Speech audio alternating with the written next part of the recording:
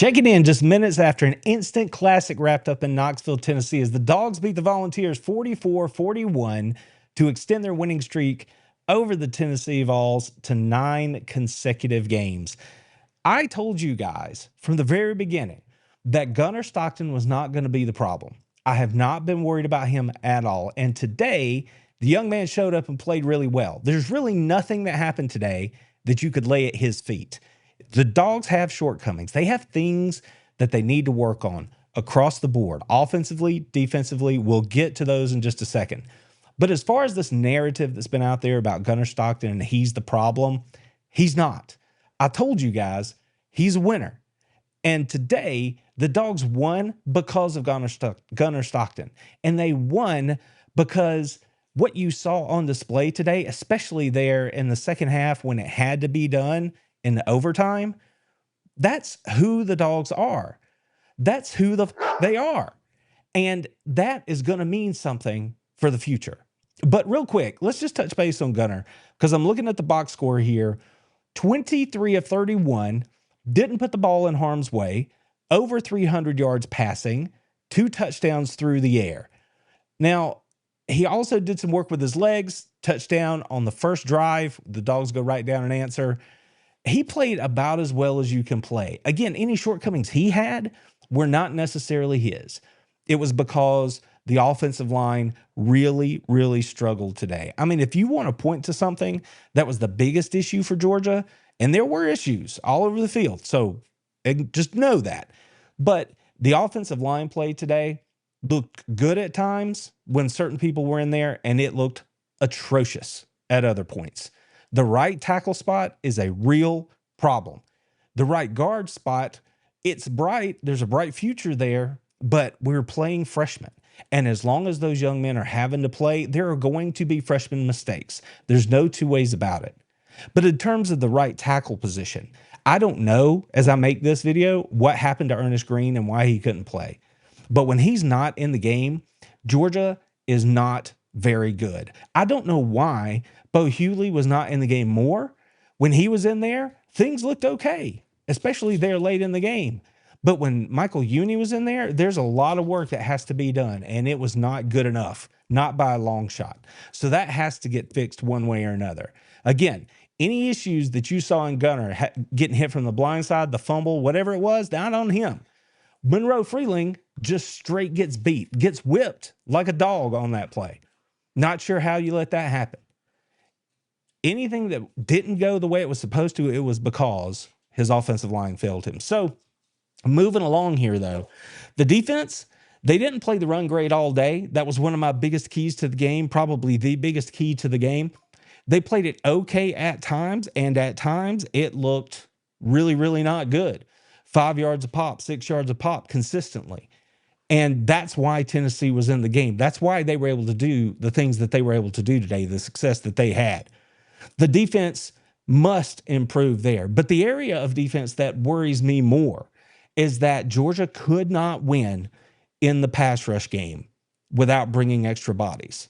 And that is a real problem. Everybody's talked about these young guys that are coming. Gabe Harris. We've talked about Q. We've talked about these other players, Elo Mendoza, that we thought were going to bring that, and it was not there. When Georgia did get pressure, it came up the middle from Christian Miller, but it was nowhere near consistent enough. None of that happened the way it was supposed to happen in terms of if you are a Georgia Bulldog looking at it. They are going to have to start to improve the pass rush from the down 4, or Georgia's not going to get to where they need to go this year. The other thing that really bothered me about the run game issue for Georgia was that Georgia talked about being stubborn about running the football, and they were today. If I look here at the team statistics, just to give you the number, it looks like they rushed. Let's see. Do I have the right team first off before I start rattling this off? It looks like, yeah, making sure I'm looking at the right column. The Dogs rushed for 198 yards on 55 carries. So the effort was there. The trying was there. But they averaged 3.6 yards. That's not good enough. Not good enough to be who Georgia wants to be. Again, we've already addressed the injury issues, the young right side of the line, all that kind of stuff, but it's simply not good enough. And yet, These Dogs, because of Gunnar Stockton in the passing game, were resilient enough to hang in there and make plays to keep up with a Tennessee team that did the best they've ever done against the Kirby Smart defense. And it still wasn't good enough. So maybe Gunnar Stockton needs even more praise. Maybe I need to say even more positive things about him. And the receivers, since we're on that note, I mean, they showed up today. All I'd heard was they're not there. They're no good. They can't catch. We're not doing it. I tried to tell you guys, it will come. And it will come because there will be opportunities. And when there were opportunities, Gunnar hit them. So again, my praise for Gunnar is big this afternoon. There's no doubt about that. No one's winning on the pass rush. That's another huge concern for me. But I do want to take a second and say that go back and check the tape. I told you guys that Janelle Aguero could have a huge game today, and he did. Pass breakup early in the game, had an interception, almost had an interception later in the game, did have an interception on the deep ball, had big tackle after big tackle, secure in the open field, one-on-one tackling. He did a good job. Now, there are other issues. Again, youth back there. There are a lot of things. Georgia needs to find a safety that's going to be able to make some plays for them. That looks like a little bit of a liability. And let's look at the corners. If you're talking about Branson or Robinson, Ellis Robinson, early in the game, he panics. If you're going to commit that foul, the sin is you don't just tackle him to the ground. Take the 15-yard penalty. Don't give up the touchdown. Live and learn. That's a rookie mistake, and that's what you get with young players. He will be fine. But I'm really more concerned about that other safety spot. I need to see somebody step up back there and be a playmaker for Georgia. Ja'Cory Thomas is really good against the run, but in pass coverage, not so great today. We need somebody else to take it, get a stranglehold on it, and see if they can come through and start being a playmaker for Georgia, not just a stopgap back there. So anyway, these are my initial thoughts. I'm thrilled with the way Gunnar played. I'm thrilled with the fight that the team showed. I'm thrilled with the fact that at the end of the day, Georgia was stronger mentally than Tennessee.